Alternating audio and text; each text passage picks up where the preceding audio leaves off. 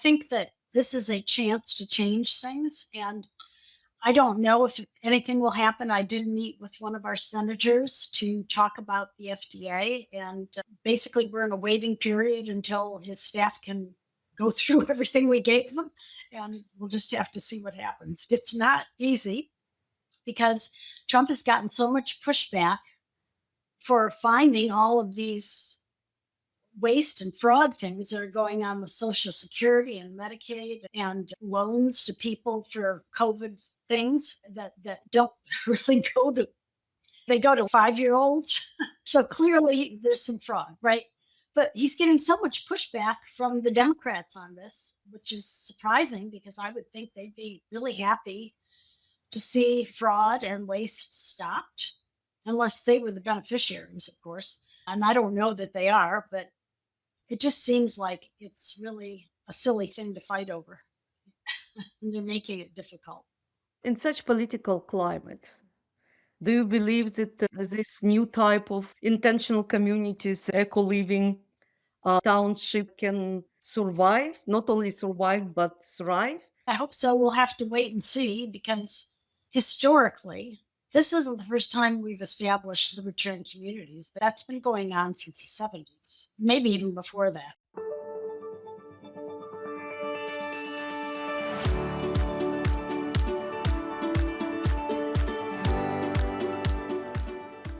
But I would tell from what I know, there are not so many cases against government, say in Germany and France and UK, and there's not a lot of discussion and questions. Maybe there were some in parliament, but kind of there are so many other issues that this one subsides under the carpet. And I believe there are a lot of changes, hard to follow, but not so many people, unfortunately, and to my surprise, really care about freedom. Critics sometimes argue that libertarianism as a teaching and movement is too idealistic or impractical.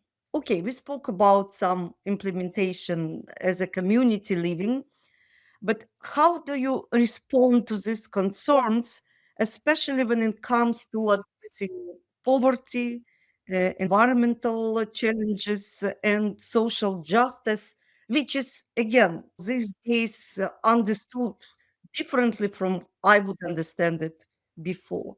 Actually, liberty helps that a lot. In this country, we had segregation not because individuals wanted it. We had segregation because we had the stores and everything servicing our Black communities, and the government didn't want that. So it had to put in laws to have segregation, right? So now that's not to say some people weren't prejudiced. They were, of course. But the thing is, in a free market, a store owner, for example, he wants to sell his goods, right?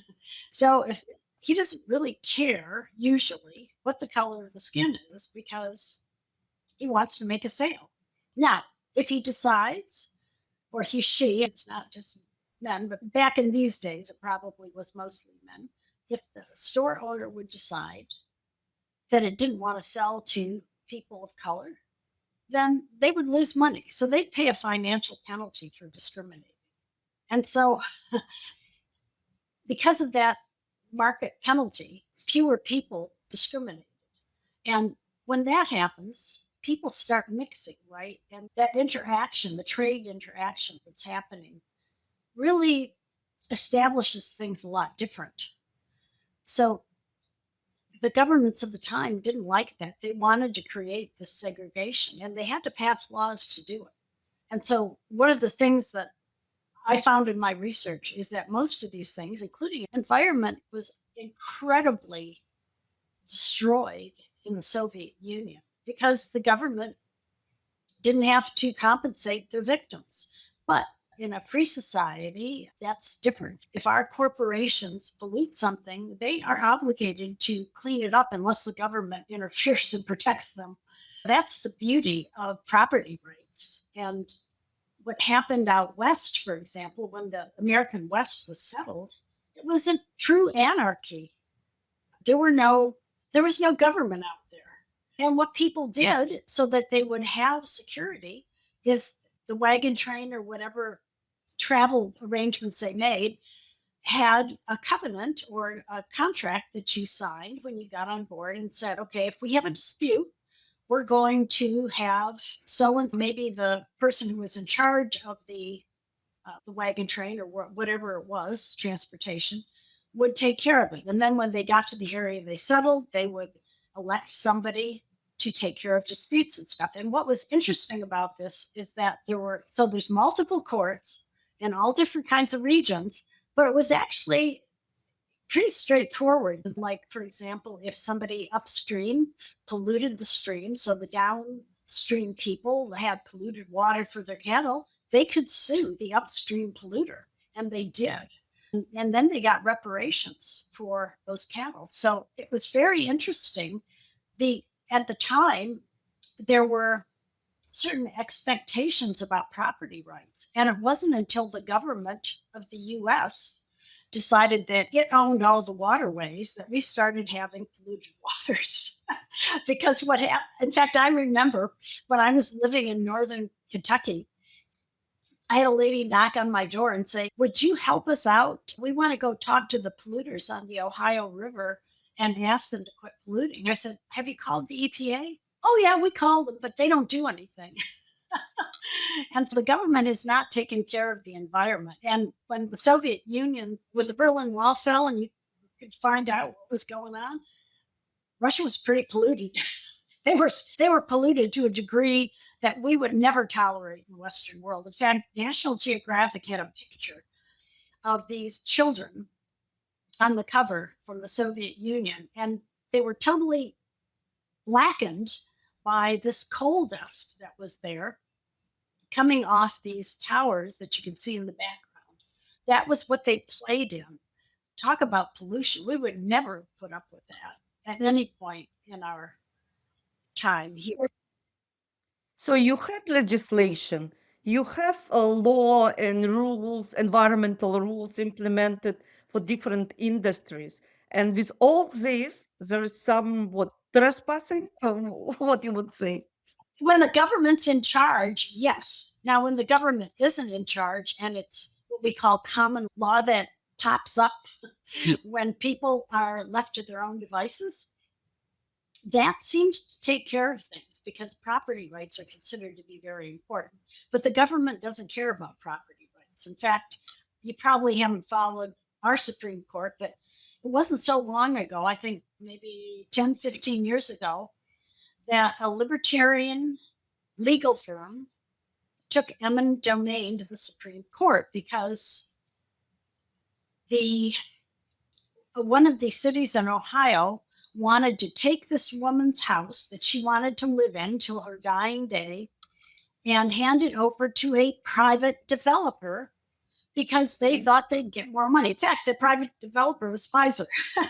And what happened is, unfortunately, our Supreme Court said it's okay for a city to take a person's land and give it to a developer if they're going to get more taxes. And that was such an unpopular decision that Pfizer actually pulled out of developing anything in that town. So the house was raised, and No, at least she received some money, price for the home and land. no, they offered her money, but she said she didn't want to move. And so what they do here is if you won't move when they offer you money, they condemn your property. Then it's worth very little. And the city buildings division will condemn your property. In fact, when I was a landlord in Kalamazoo, they came and inspected, and they said, the kitchen counter is 2 inches too short. You'll have to replace it. And a bunch of other things like that. And I said, listen, I rent to low income people. They can't afford a rent raise. And if you make me do all this, I'm going to have to raise the rents. And they said, yeah, that's what we want. We don't want those people here in our city. And what happened is, the landlords couldn't pay their mortgage and they defaulted. And all these properties ended up going back to the city eventually. And so now the city, instead of having property taxes for these buildings, they had these properties they couldn't maintain, so they had to raise the buildings. and landlords left Kalamazoo. Yeah, I was part of that. And then eventually, Institute for Justice, which is the one that took eminent domain to the Supreme Court, eventually sued the City Buildings Division in Kalamazoo because they thought they could go into a tenant's home anytime they wanted and get a list of infractions that the landlord would have to, of course, fix. And it would be different if they did something reasonable. Now I'm shocked. So if United States does not fully respect property law, so what other countries, do you know countries where property laws are really for property and for the owner? Like Latin America, I believe they more respect property law. I don't know for sure. All I can tell you is that the things that US citizens used to take for granted are not to be taken for granted anymore. Our government has become predatory. But now you have sheriff in a town, as I heard. You've had sheriff, and you have sheriff in FDA and health department, Kennedy Jr. So I believe that things will shift to the previous positions, kind of nothing new and fancy, at least to go back to the classical rules and constitution. I hope so. I hope so. I think that this is a chance to change things. And I don't know if anything will happen. I did meet with one of our senators to talk about the FDA. And basically, we're in a waiting period until his staff can go through everything we gave them. And we'll just have to see what happens. It's not easy because Trump has gotten so much pushback for finding all of these waste and fraud things that are going on with Social Security and Medicaid and loans to people for COVID things that don't really go to, they go to 5-year-olds. So clearly there's some fraud, right? But he's getting so much pushback from the Democrats on this, which is surprising because I would think they'd be really happy to see fraud and waste stopped, unless they were the beneficiaries, of course. And I don't know that they are, but it just seems like it's really a silly thing to fight over. And they're making it difficult. In such political climate, do you believe that this new type of intentional communities, eco living, libertarian township can survive? Not only survive, but thrive? I hope so. I hope so. We'll have to wait and see because historically, this isn't the first time we've established libertarian communities. That's been going on since the 70s, maybe even before that. I just know it's been going on since the 70s. And eventually, the governments that are close by have decided that this is not appropriate and they've basically forcibly taken over the area. So I just hope that we have more enlightened politicians in these countries where this is going on, and they will see the benefit rather than the downside of these communities, and will keep them because they bring prosperity to their country. And the other tool, as they say, it's free economic zones to be established on certain countries and certain places that really attract trade and creation of new job opportunities. I wanted to tell, but now AI is going to the play, which was before not known. So the new player which coming now helping from one side, but actually make a lot of anxiety for many people, especially young one who are looking for work now and have issues, and people after 50, 60 who still need to work but fired or retired and find that they cannot live as is because of cost of living. Yes, so for listeners interested in joining or maybe starting intentional living communities, and I know some of them in US as well, which is rooted in liberty and sustainability, what first steps would you recommend? Oh, you mean for establishing such a community? Yeah, or to joining or for looking. I'm trying to provide more information of such projects, but there is still hesitation because of all these changes. So what you would recommend? I think you have to have a certain type of person to get involved in those. There is, and it's such an intentional community in South Austin, which is not too far from where I live. And their goal is to be fully sustainable. And that means to be off the grid and to raise their own food and things like that. And that's something I might have been interested in when I was a little younger. Right now, I'm probably not there, but I'm in a different place. And but I think the thing to do is to actually visit some of these communities if that's an interest.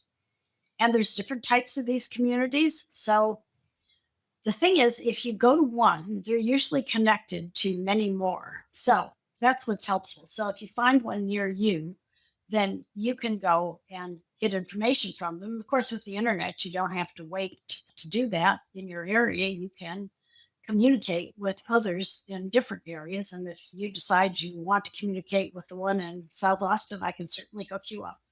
I've heard about community for 50 plus people, actually retired or pre-retired, to be built. I don't know, maybe it's the same, but in Texas, with all modern amenity, close actually on the nature, but very modern and with all what is required, like medical clinics, sport halls, and different activities for people. So I'm not sure they no, the guy was actually, I met him on this libertarian conference. I believe that it will be variety. Maybe they still not fully completed of options for you, Mary, as well. At least to visit, at least to visit. Yes, yes. I'm in a rural community right now, and it's really nice because there's so few of us that are here full time. We pretty much know each other. So that's nice. In other words, I didn't move into here to be part of an intentional community, but basically, if something happened to one of us, it would be support for them. And there has been. If I get sick, incapacitated, people bring me food and stuff. But of course, I haven't been in that position very much, but a few times I have. It's just amazing. People step up and they take care of me. And of course, I'm happy to take care of them when they're in that situation. It's great. It's one of the reasons to be living in a community of nice, like-minded people, of even different type of people, but who care about each other. And here I would like to elaborate, to hear you elaborating a little bit more about libertarian community, because again, it's movement and different type of people joining this movement, maybe with different targets, with different professional background. What unite all these people, do you think, other than libertarian ideas? There is some denominator, common denominator? I think I'm not so active in the party itself now. I'm more active in the nonprofits, clearly. And what I've seen is the young people, like I said earlier, the young people coming up are very intelligent, they're mainstream. But there are a lot of them still that, of course, are very good with the internet and technology. And that's a really great concentration of people to have. The other thing that's happened recently is I think we've become more tolerant in some ways in the libertarian community. Not so much the Libertarian Party. Politics has a way of polarizing people, I think. And yes, there is juggling for position and things of that nature in the Libertarian Party that have become, I think, very off-putting and divisive. Divisive is a good word. And so that is not so attractive to me right now. But what is attractive, like I said, is working in the nonprofits because I think we finally have gotten young people in. And one of my great pleasures has been our staff because they're very talented and they come from all different countries. We've got some from Africa, some from Asia, of course, some from Europe as well. And it's South America. I don't think we have any from Canada yet. But I could be wrong because we have enough increase in turnover that we may buy anyhow. But it's really wonderful to see these young people coming up. And they will eventually, of course, be the people who stay with Liberty International and move up into the systems, the board eventually. Maybe they'll become president after Yasek is ready to move on. That's really been my excitement for the U.S. is that it's not just U.S. anymore, and for Liberty International, it's really we're really becoming integrated as a movement over the world. That's what I find extremely good. And in the early days of Liberty International, of course, when we were known as International Society for Individual Liberty, too, we had a lot of great educational material, and it was appropriate for the time. I learned on Liberty International materials all about the philosophy and the practicality of it. So that was very inspirational. And now we're getting out all over the world in a way to really help individuals develop. And I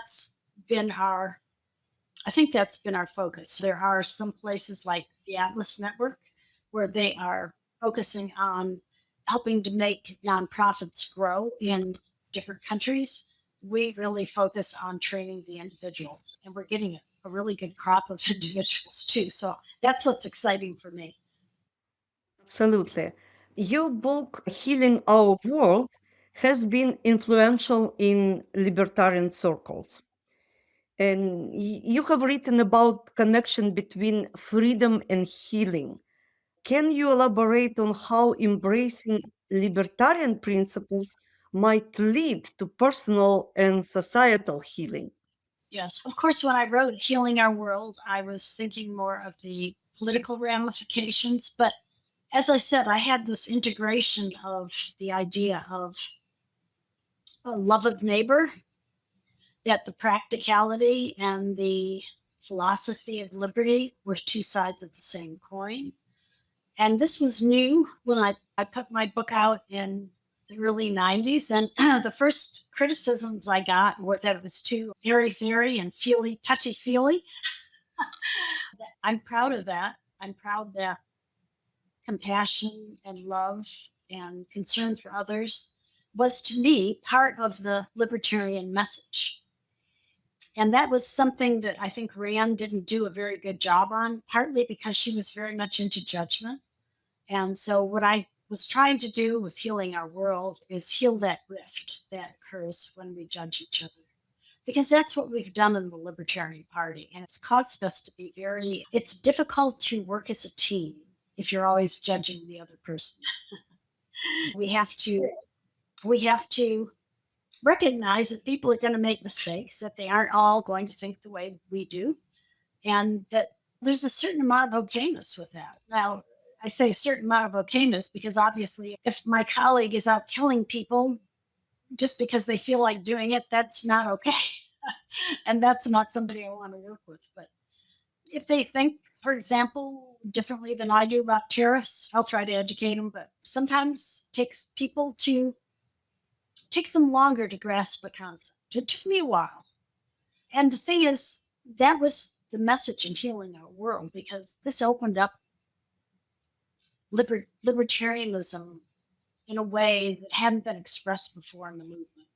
And it's been very well received, especially in latter years, because this has been this idea of judgment and pushing people away if they don't agree with you 100% has not been as popular, let's just say as popular as it used to be. Maybe it is in the Libertarian Party, but it's not in the Libertarian movement. And the movement is now quite a bit bigger than the party. And I think that's a good thing.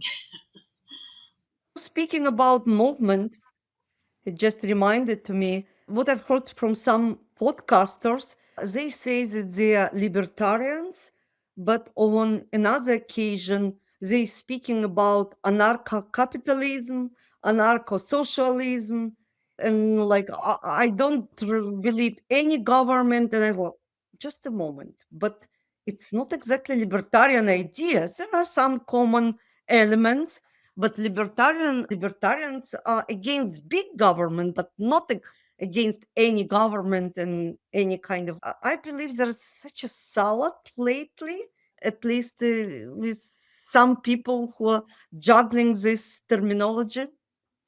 What would you say? Yes. What's happened is, as the word libertarian has become more common usage, a lot of people have tried to co opt it. I've even heard libertarian socialism, which, like, no, that's an oxymoron. And we had a presidential candidate, the Libertarian Party presidential candidate, who was saying that there is no property rights, no property. And that's, yeah, no, luckily he did not get the nomination. I did not expect him to get the nomination, but yeah, that doesn't really work. The guiding principle of libertarianism is the non-aggression principle. So we don't initiate physical force, fraud, or theft against others. That's putting it in a nutshell. And the problem, of course, is that government itself does initiate force, at least the governments as we know today, do initiate force, fraud, or theft against others. And even a government that is solely one that has protective services such as police, fire, national security, they still claim a monopoly on that. And that's where, if they want a monopoly, the only way they can have it is by force, by initiating force. So, in one sense, it's having a government is an initiation of force, but we are so used to having government that it's, I think, and justifiably, I think people need to see if it will work. And that's why I like this article of Terry Anderson's, The Not So Wild, Wild West, and PJ Hill was the co author. It really does a very good job of describing an anarchy that happened in the US not very long ago. It was basically the 1800s, late 1800s, early 1900s. And of course, eventually, the West became part of the states. But for a while, it was truly an anarchy. So it's interesting to just look at it as an example and then look at what happened after the US government took over. Is there a way we could have a government and have it be non aggressive? I think the only way that would happen is if it gave such good services that there was no competition because nobody could beat it in terms of providing a service. In other words, yes, you could have another security service if you wanted. You could have different fire and police, but nobody wanted it because it was so good. Then that would be a free market government. I don't know. Again, it's really something that is hard to even think about because we have so few examples. For me, anarchy is an entropy in biology and physics. Like it's transitional period. So before it's balanced, there's entropy, and after then it's going to the next level. We say government level, economical level, and it's became system. The question after then how to manage the system, which might be state, economical system, but without competition, as far as I understand libertarianism, it's not only non-aggression principle. What is very important, it's small government and market system. Yes, open market system for development and for healthy competition. Yeah. If you don't have competition, the only way you can not have competition is be so good that nobody wants to even try.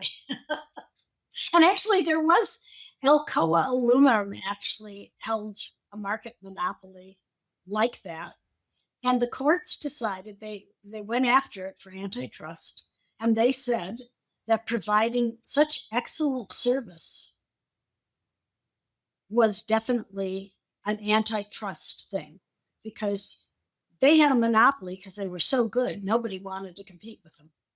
Now we have different cases and companies for antitrust to be treated on because they just eaten all competitors. It's not because they're so good, but because they pushed away everyone. But we live in such an era, and I'm very interested how this direction will be developed. But again, going back to you, medical research evaluation is unique field. And how did you get involved with institutional review board, IRBs, yes? And what insights from your libertarian perspective do you apply in this role? Okay, so basically, what happened after World War II is the Nuremberg trials. Of course, everyone thought, yuck, all this stuff happened with the Nazis. We don't ever want this to happen again. So there were international treaties, mostly in the Western world, which basically said we are going to have to make sure that human research is never done on willing participants. And there was a series of discussions and things, and it eventually evolved into the idea of IRBs, institutional review boards. And these boards, including the one I sit on, review the human research that a doctor wants to do, a pharma company wants to do, basically anybody wants to do, and they have to go through an IRB and get approval. And the reason they have to do that is we, the IRB, is supposed to make sure that the informed consent that the individual gets that's considering going in the study has all the right elements. In other words, they're told they can leave at any time, that they won't lose any benefits by going into the study.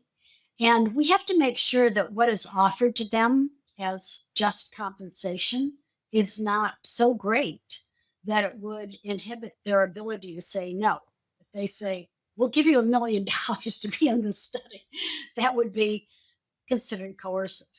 And what's interesting is during COVID, while we are holding farmers speak to the fire on these principles, the US government is threatening people who don't get the jab with losing their job. That's coercion. And that would be outlawed. And also, we had emergency use authorization, but we didn't have that 14 to 30 page informed consent that people normally get when they are in an experimental study, which this basically was an experimental drug. Every individual who got the jab should have been given an informed consent before they sat down and took it, but they weren't. In fact, the package insert was deliberately left blank. So even the doctors could not pull out a document and look for the side effects or anything else. They had no way of knowing what they were giving the patient. And that's really, yes, it's frightening. It's basically Nazi Germany all over. And these, okay, I'm in the sciences, so I've been reading the Pfizer documents that came from the FDA and other people's analysis of the documents. And I can tell you that the company I worked for would never have let that material come out the door. It was really poorly done. And I haven't read every single thing.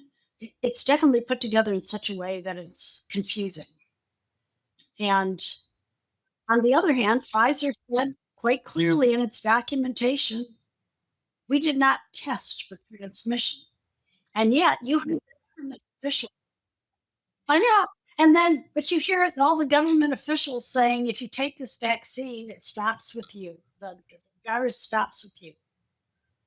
They didn't know that because it never was tested. So why were they saying that? I mean, Pfizer didn't say that, at least certainly not to the degree the government did, but the government came out and you heard all kinds of government officials saying that. Fauci, for example, and Biden said that, but there was no basis for that.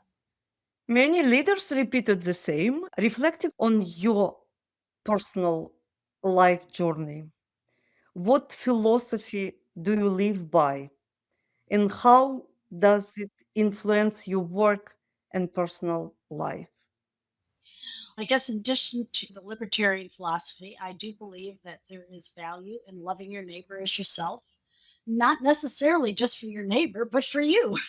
And that's because if you're always critical of your neighbor and always judgmental of your neighbor, that kind of comes back to bite you because we all have, what we were talking about earlier, conditioned beliefs, right? So one of the things that I like to do and encourage people to do is look at those beliefs and bring them up from the subconscious so they're conscious and you deal with them, either keep them or get rid of them. And the problem is we all have conditioning. Most of the conditioning does tell us to be judgmental. But the problem is if we are judgmental of others, we'll eventually be judgmental of ourselves. Scripture says, judge not, lest you be judged. I don't believe that means the God in the sky is going to judge you.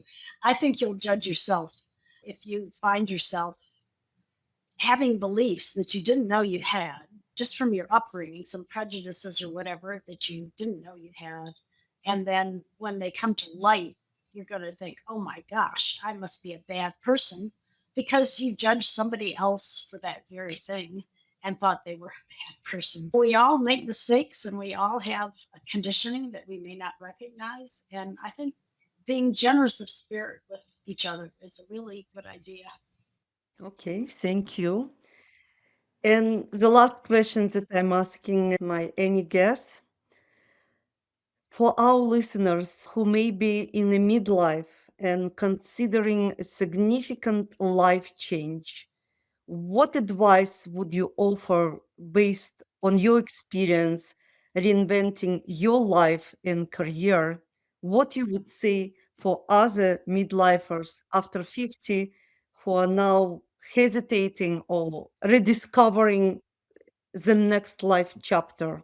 I can only speak from my own experience. I would never have guessed that when I was younger, that I would do the things that I do. I would never have guessed that I would have run for president or tried to become the nominee for the Libertarian Party. I never would have thought I would do that. I really didn't think that I would have any career after my scientific research career, but I got surprised by that too, because here I am sitting on an IRB for 15 years, 10 of which I actually chaired the board. I became chair of Liberty International kind of by accident. We did a big transformation of Liberty International, and as we're walking out the door, happy with what we've done, somebody said, "Oh, we don't have a chair of the board." I said, I can run a meeting, but it turned out to be I ended up as CEO, which I never wanted to do, but I was for about 10 years. You never know what you can do until you actually do it, is what I would tell people. And so if an opportunity comes up, don't just think you can't do it. You might surprise yourself. I would agree with you, and thank you for your honesty and for being you, Mary, and for all what you did, being it on the scientific side, for Liberty International, writing books, educating people of all ages, and being still so full of life, hope, and work towards the freedom. Thank you, Mary. It's just we all have our talents. And one of the nice things about having a career change is that you often get a chance to do things that you really, really want to do and never had the chance to do. So I hope all your listeners will get that chance. I like it. Thank you, Mary, for so much for sharing your wisdom with us today and your journey of scientist to and transformation to libertarian advocate is really inspiring, and your insights on personal freedom and societal healing are invaluable. And I will see you in Argentina, in Buenos Aires. You will. We'll get to meet in person. Thanks a lot.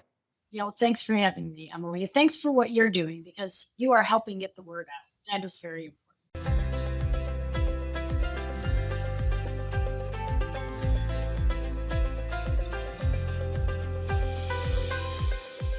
Thank you for joining us on Age of Reinvention with Dr. Mary Ruwart.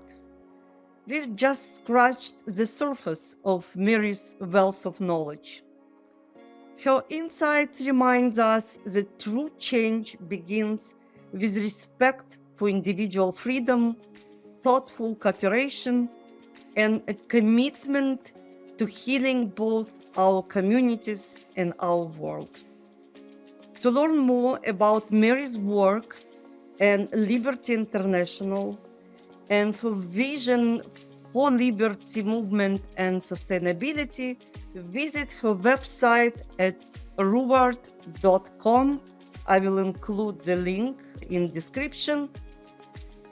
Stay inspired, keep reinventing your life, and remember, the future of freedom and eco-living is something we build together.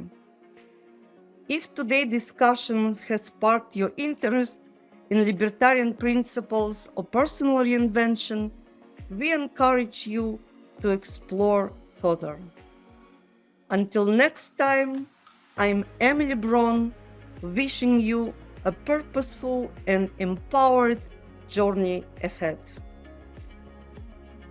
Thank you very much. Until next time, keep questioning, keep growing, and keep striving for the life of liberty and fulfillment.